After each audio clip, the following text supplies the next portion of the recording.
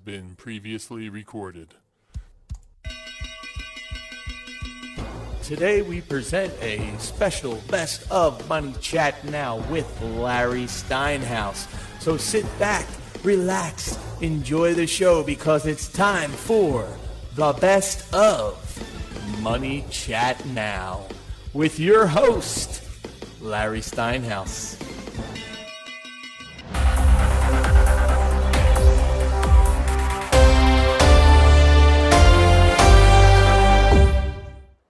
Good morning, I'm Larry Steinhouse, and welcome to Money Chat Now. Money Chat Now is a politically charged stock market pre-show giving you the politics behind the biggest moves in the stock market. It is presented with comedic common sense by an expert in financial literacy, and hey, that's me, Larry Steinhouse. And I want to welcome you to the show. We are here live on WWDB Radio 860 AM in Philadelphia, and we are live on Facebook, Twitter, LinkedIn, and YouTube. You can find me on Facebook, TikTok, and other social media by searching Larry Steinhouse. Just a reminder, if you're watching the show online, hit that like button, hit that share button, and don't forget to subscribe to the YouTube channel and like the Money Chat Now page on Facebook. Of course, you can also comment live during the show on YouTube, Facebook, LinkedIn, and Twitter.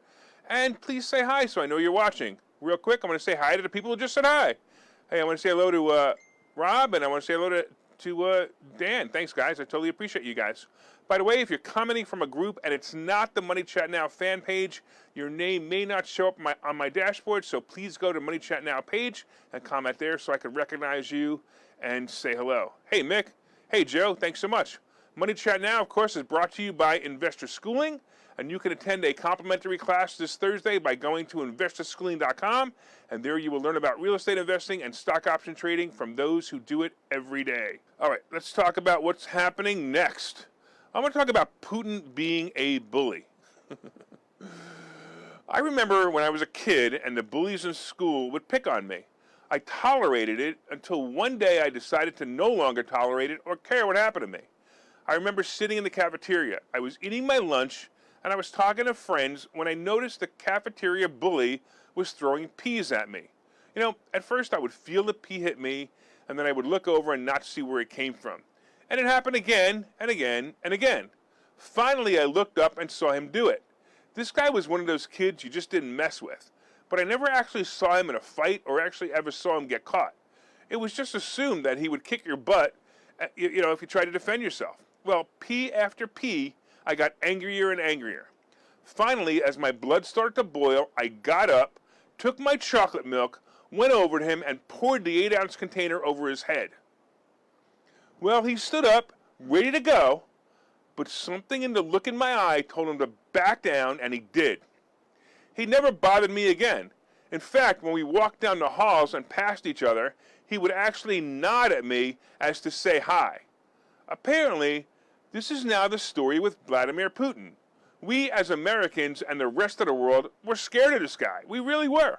He sat there basically right in the Kremlin, and he felt that he ruled the world. In fact, he recently joined up with the crazy guy in China, President Xi, and declared that they were the only superpower in the world and the rest of the world was weak.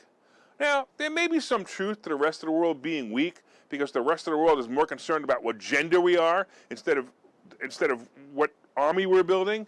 But as Putin is learning, he's losing his title as ruler, and now he's becoming just a brat that was a bully a few weeks ago. Who would have thought Ukraine would have defended themselves the way they have?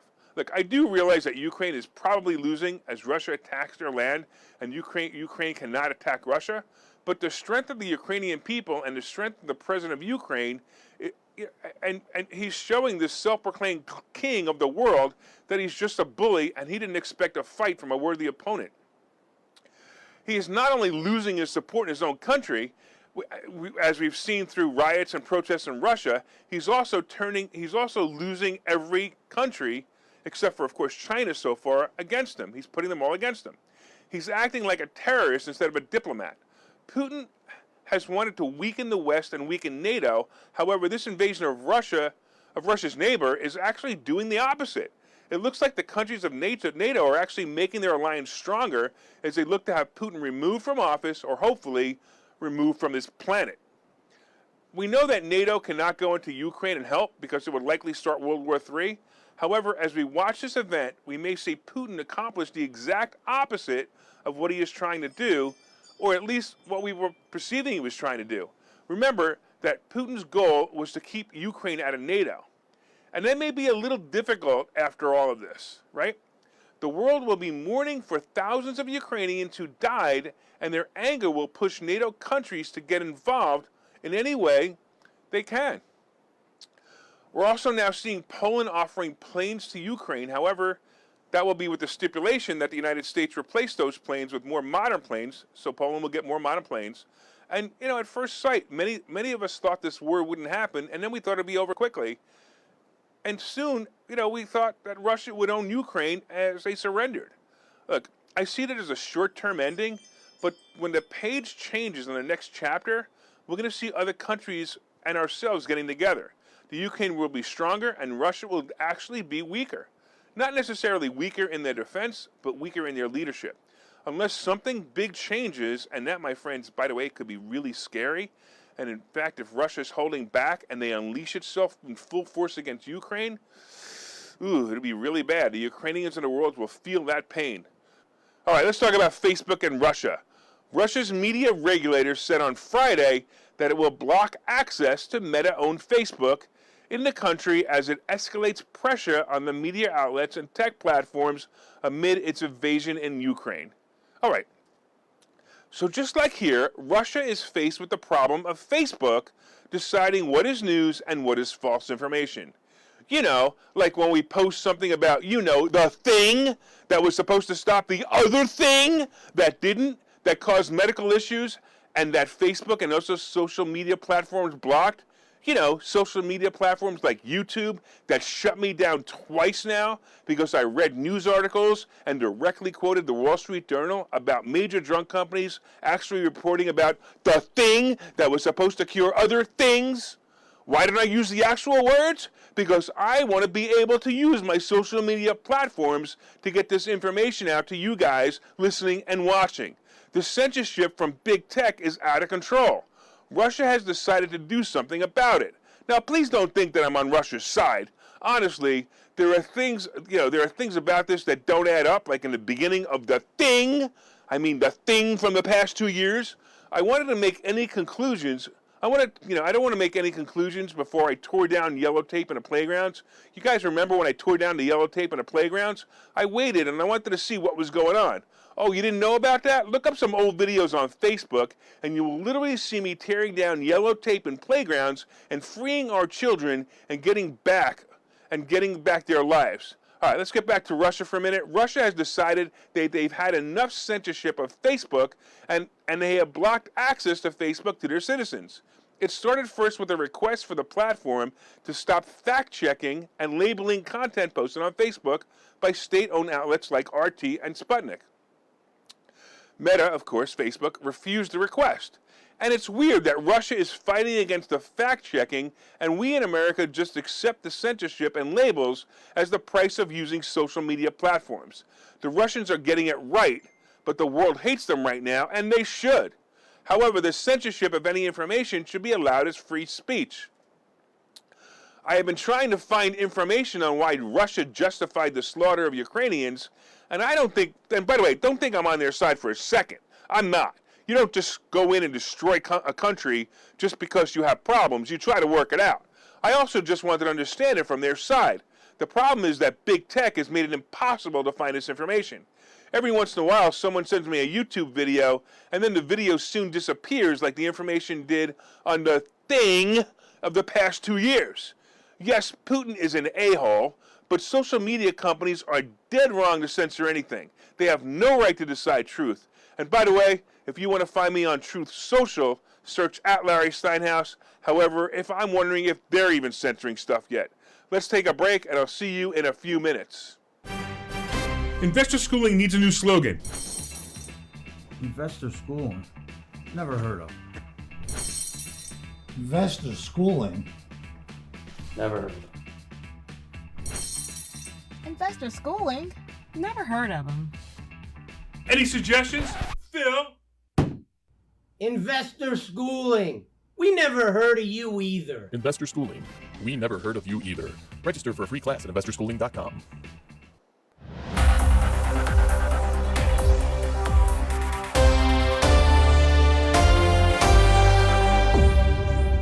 All right, welcome back to Money Chat Now. I am your host, Larry Steinhouse.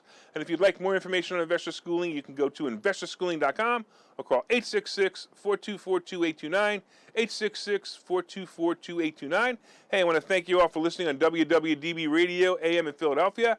And if you're watching online, please hit that share button so you can help your friends learn how to make more money and learn about the politics behind the stock market. Hit that like button. Let me know you enjoy the show. And you can also leave comments on Facebook, Twitter, LinkedIn, and YouTube, and I will try to respond to them. Hey, I want to say hello to Lana. I think she's a new viewer. And she says, I'm nuts. Yeah, that's probably true. All right, hey, let's talk a little bit about Russian trade status. So we all know that Russia invaded Ukraine, and if you didn't know, just ask Kamala Harris. So Ukraine is a country in Europe. It exists next to another country called Russia. Russia is a bigger country. Russia is a powerful country. Russia decided to invade a smaller country called Ukraine. So basically that's wrong. I still want to know if she was talking to a kindergarten class when she did that. No, I know she wasn't. She was actually on the news talking to everybody. It's amazing, right? And of course, Biden, the one who picked her for this job, by the way, is moving to sever normal trade ties with Russia. I just can't get over that clip. All right, and he wants to ban imports of seafood, vodka, and diamonds, as joined by other countries in ratcheting up economic pressure on Moscow for its invasion of Ukraine. So basically, the U.S. wants to cancel Russia as a most favored nation. So this is what's really going on. So the first thing they want to do is they want to cancel Russia as a most favored nation. I realize you have never heard this expression or label before, so let me explain what it really means. A nation with the status most favored trade nation simply means that any tariffs for trade are equal in both countries. So if one nation, for example, trades clothing with a 15% tariff, then the returning nation can only charge a 15% tariff for that same category. So while all the news outlets yesterday were saying that you won't be able to buy Russian diamonds, Russian seafood, and Russian vodka from Russia, that isn't exactly true. You know, I love it how people take a small piece of information and make it bigger, and that's what, basically, maybe we should have Kamala Harris describe that. Also, in order to change the trade status, it will take a vote of Congress. Now, I will tell you that the House is going to take that up next week, says the witch Pelosi. But I realize we do want to punish Russia, but seriously, is this going to work? All we're doing and saying is, yes, you can import goods from Russia, but you have to pay a higher tariff rate. The other option, which is what they really should do, or maybe consider doing, is to ban all goods from Russia, period. Once again, this is going to be a punishment to our country. So even Elon Musk's companies, such as Tesla and SpaceX, have been buying aluminum from Russia for many years, and the tariffs will add to the price of manufacturing the cars, but an all-out shutoff of aluminum flowing into the country may cause delays in manufacturing for Tesla and other companies. So this could be a problem. Think about this, right? We have so many people that need aluminum, we just can't supply it all. That might be a boost for Alcoa, by the way. So if this does happen, look for Alcoa stock to go up. And, as you know, it's basically a tangled web, and I still don't fully understand the invasion of Ukraine by Russia, but I know it's affecting the world and Russia in many negative ways. All right. Let's talk a little bit about oil prices. So it seems that oil prices are rising again, only this time I'm skeptical as to the reason for the rise. I've often said that the news circulating around finances in the stock market is very manipulative, and the reports I'm reading about the reasons oil prices are rising have me a bit suspicious. Oil jumped this morning to a high of about 111, and it's still short, by the way, of the almost $130 a barrel about 2 weeks ago when the war started. And we know that U.S. has declared that they won't be buying oil from Russia during this confrontation. However, we've also discovered that only 7.9% of our oil comes from Russia anyway. So we saw oil prices drop last week to below 100. So what's going on? To me, you ready? It looks like another Dr. Fauci incident. No, not the real Dr. Fauci, but someone at the International Energy Agency is claiming we should all work from home and lower speed limits because the oil supply may run low.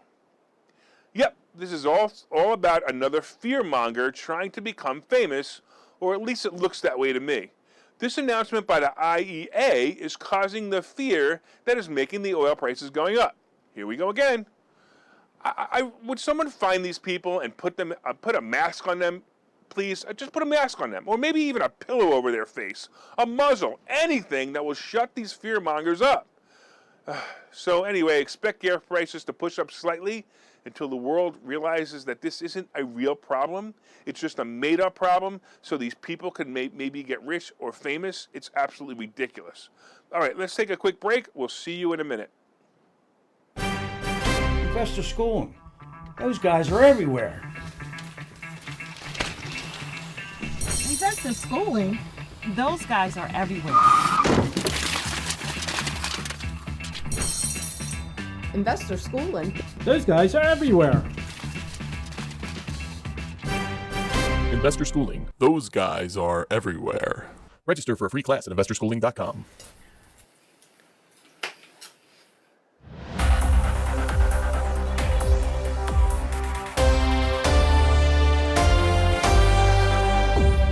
All right, welcome back to Money Chat Now. I'm your host, Larry Steinhouse. And if you'd like more information on investor schooling, you can go to investorschooling.com or call 866-424-2829, 866-424-2829. And if you're using Hunter Biden's laptop, you could, of course, just go to investor schooling, but use DuckDuckGo because I don't want anybody to know that Hunter Biden was coming here. All right, let's talk about U.S. oil and where it comes from.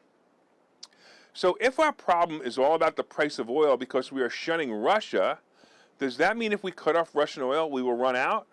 Or, as Putin claimed this morning, does it mean oil will be $300 a barrel shortly? Well, let's talk about where our oil actually comes from. And according to a Wall Street Journal report, the U.S. consumes, far more oil than companies extract domestically. So basically it requires oil to be imported on some supplies. But it's less it's less reliant on Russian oil than Europe, and it takes only a small portion of its imported crude from Russia. So check this out. America gets most of its crude oil from Canada, Mexico, and Saudi Arabia. Smaller countries in Latin America and West Africa also typically send more crude oil to the U.S. than Russia does. In fact, over 51% of our oil comes from Canada. We better be nice to those guys. They're right on our border. Yes, that's the pipeline that Biden decided not to build or canceled, and so it's going to take longer for that oil to get here, and the cost will increase. However, we will still have oil coming from other countries, and Russia currently only supplies 7.9% of the oil we use to heat our homes and drive our cars. So if Russia only imports 7.9%, why is Russia so important? Now, this gets interesting, and it's all about updating our refineries. It turns out that the oil in Russia has more sulfur than the oil found elsewhere. The older, non-updated refineries were built for refining oil with higher sulfur content. These were built because the United States wasn't as active in drilling for oil as the other countries with higher sulfur content. So basically, many, many years ago, we only got oil. I mean, we shouldn't say only, but we got most of our oil elsewhere. And then we built refineries for that oil. We certainly can rebuild these refineries, but it's certainly not going to happen in a few months.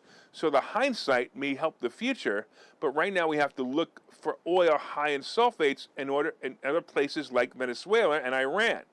But we have sanctions placed on those countries for quite a few decades now.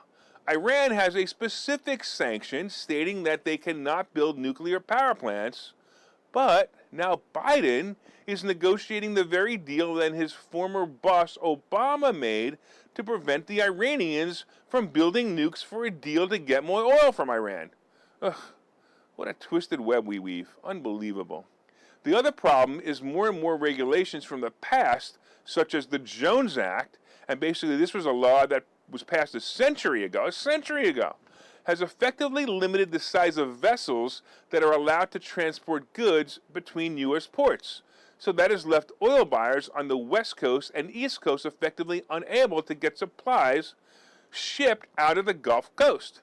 So this makes the shipment of oil limited to smaller vessels, so of course it takes more time and more money to ship it to us. So instead of having one big boat, we have 3 smaller boats, right? And this is where the idea of pipelines was started, and that's why we pipeline oil from other places like Canada. Now, getting back to Russia oil, roughly half the oil that the United States imports from Russia goes to the West Coast, where refiners take crude deliveries from overseas largely because they aren't connected by pipelines to the Permian Basin, the largest U.S. oil field.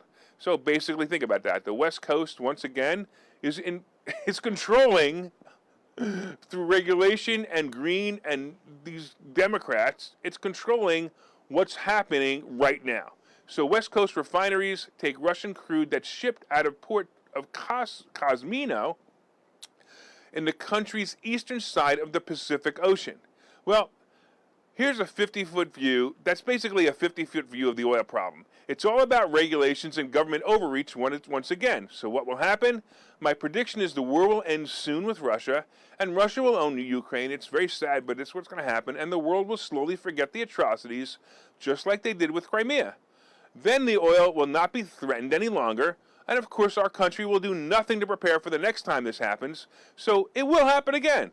Sorry, green people, your electric doesn't solve this problem. We still need oil for at least the next 20 years at the same rate we have it now. We do not have electric planes, semi-trucks, or boats as of yet. We still need to make sure that as a country we have a steady supply of oil, and when we can get it faster and easier with the pipelines and less government regulations.